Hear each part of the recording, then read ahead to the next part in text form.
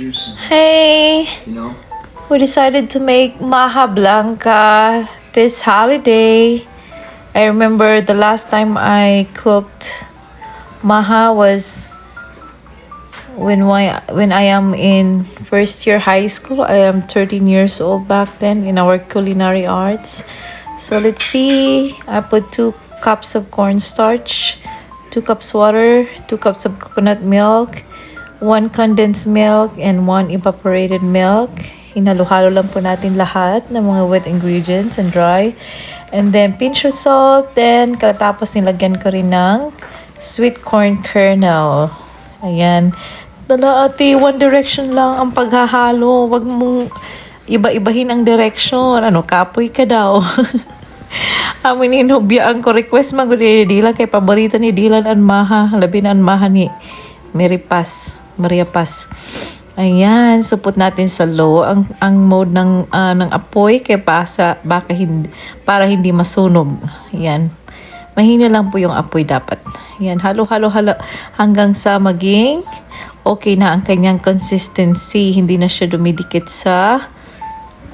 nag-stick sa pan at medyo na siya, oily na siya. Nag-set in na yung coconut oil. I mean, ang gata. Yan, halo-halo.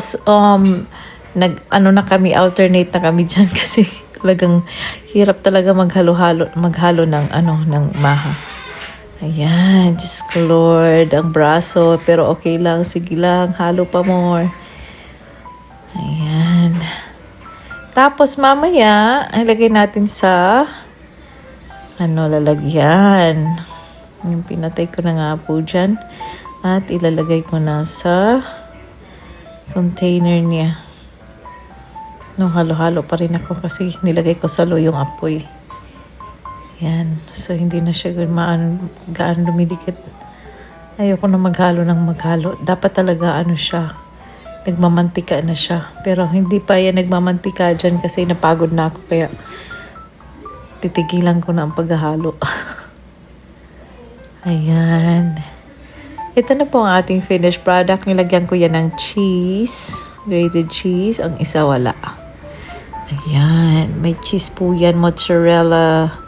And cheddar.